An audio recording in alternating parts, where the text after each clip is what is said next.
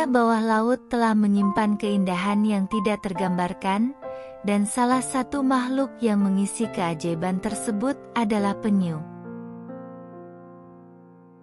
Penyu, dengan pesonanya yang khas dan gerakannya yang lembut, telah memikat hati banyak orang selama berabad-abad. Mungkin, saat mendengar nama binatang tersebut akan muncul satu pertanyaan di benak teman-teman, bukankah penyu dan kura-kura itu sama? Jika sekadar dilihat, memang kedua binatang tersebut terlihat sama, tetapi jika melakukan pengamatan lebih jauh maka akan ditemukan perbedaan yang signifikan antara keduanya. Namun kali ini kita akan membahas hewan yang bernama penyu. Penyu merupakan kura-kura laut yang termasuk kelompok hewan vertebrata yang memiliki tulang belakang kelas Reptilia ordo Testudinata.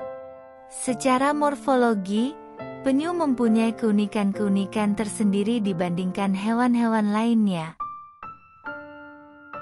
Tubuh penyu terbungkus oleh tempurung atau karapas keras yang berbentuk pipih serta dilapisi oleh zat tanduk. Karapas tersebut mempunyai fungsi sebagai pelindung alami dari predator. Penutup pada bagian dada dan perut disebut dengan plastron. Ciri khas penyu secara morfologis terletak pada terdapatnya sisik inframarginal, sisik yang menghubungkan antara karapas, plastron dan terdapat alat gerak berupa flipper. Flipper pada bagian depan berfungsi sebagai alat dayung dan flipper pada bagian belakang berfungsi sebagai alat kemudi. Pada penyu-penyu yang ada di Indonesia mempunyai ciri-ciri khusus yang dapat dilihat dari warna tubuh, bentuk karapas, serta jumlah dan posisi sisik pada badan dan kepala penyu. Penyu mempunyai alat pencernaan luar yang keras, untuk mempermudah menghancurkan, memotong dan mengunyah makanan. Penyu memiliki sepasang tungkai depannya yang berupa kaki pendayung, ini memberinya ketangkasan berenang di dalam air. Penyu adalah spesies yang telah hidup di muka bumi sejak jutaan tahun yang lalu dan mampu bertahan hingga kini. Penyu adalah satwa migran, seringkali bermigrasi dalam jarak ribuan kilometer antara daerah tempat makan dan tempat bertelur. Penyu menghabiskan waktunya di laut tapi induknya akan menuju ke daratan ketika waktunya bertelur. Induk penyu bertelur dalam siklus 2-4 tahun sekali, yang akan datang ke pantai 4-7 kali untuk meletakkan ratusan butir telurnya di dalam pasir yang digali. Setelah 45-60 hari masa inkubasi, tukik atau sebutan untuk anak penyu, muncul dari dalam sarangnya dan langsung berlari ke laut untuk memulai kehidupan barunya. Dari ratusan butir telur yang dikeluarkan oleh seekor penyu betina, paling banyak hanya belasan yang berhasil sampai ke laut kembali dan tumbuh dewasa. Itu pun tidak memperhitungkan faktor perburuan oleh manusia dan predator alaminya seperti kepiting, burung dan tikus di pantai, serta ikan-ikan besar begitu tukik tersebut menyentuh perairan dalam. Beberapa ahli mengatakan dari 1000 tukik hanya akan ada 1 tukik yang mampu bertahan hidup hingga dewasa. Tingkat keberhasilan hidup penyu sampai usia dewasa sangat rendah. Para ahli mengatakan bahwa hanya sekitar 1-2% saja dari jumlah telur yang dihasilkan. Penyu merupakan pelaut ulung yang mampu menjelajahi lautan dengan keahlian yang memukau. Beberapa spesies, seperti penyu hijau, dapat melakukan migrasi jarak jauh yang menakjubkan. Perjalanan ini terbukti menjadi petualangan epik, di mana penyu menjelajahi ribuan kilometer dari tempat penetasan mereka di pantai hingga mencapai daerah makan di lautan terbuka. Insting dan kemampuan navigasinya yang luar biasa membuatnya menjadi perenang yang tidak tertandingi. Penyu menunjukkan kemampuan navigasi yang menakjubkan.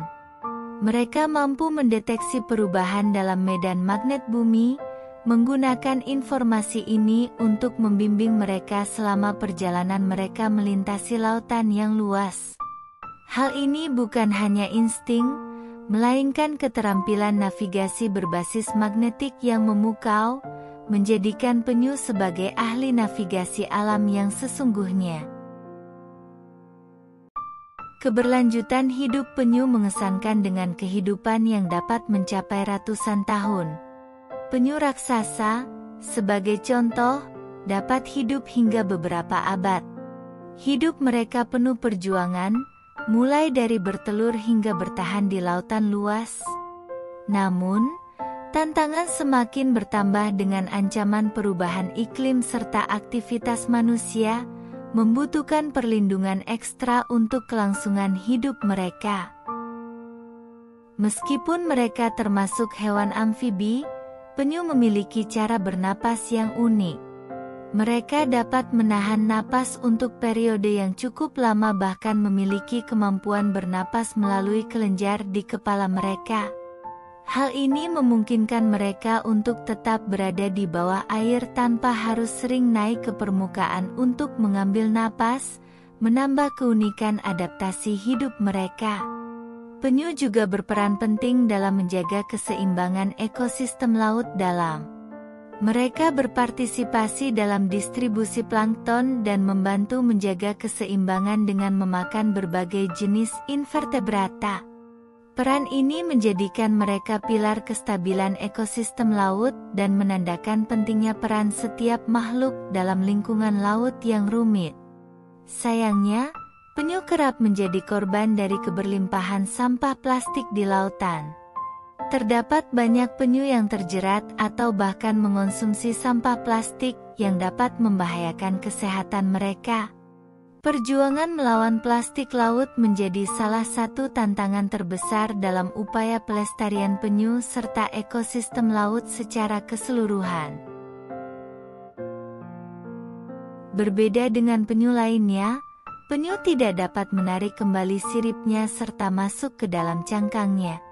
Cangkangnya yang ramping dan sirip besar berbentuk dayung menjadikan mereka perenang yang kian lincah hingga anggun. Di dalam air, sirip belakangnya digunakan sebagai kemudi. Dari pembahasan penyu serta fungsinya terhadap ekosistem yang sangat besar, maka sudah jelas keberadaan penyu harus dilestarikan. Jika tidak ada penyu, tentu saja akan menyebabkan keseimbangan ekosistem laut akan terganggu. Oleh karena itu, dengan diperingatinya Hari Penyu Sedunia setiap tanggal 23 Mei diharapkan bisa menyadarkan masyarakat akan pelestarian dan kepedulian terhadap kelangsungan hidup penyu.